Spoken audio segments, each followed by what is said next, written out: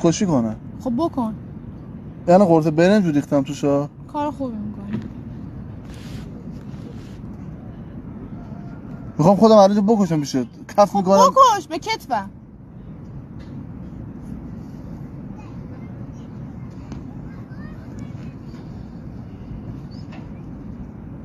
به قرآن میخورم ها. میخوای کمکت کنم؟ دارم میخورم. میخوای کمکت کنم؟ انگیزه ای چیزی بخورم؟ بخور. به میخور اینا ببین. خوردم. بخور. گفتم میخوای کمکت کنم. خب چجوری کمک کنی؟ قرص دارم بهت بدم. قرص چی؟ قرص برنج خوبه. من خودم الان قرص برنج ریختم توش دیگه. خب پس بخورش. تو الان میخوای کمکم کنی باز دوباره بهم قرص بدی؟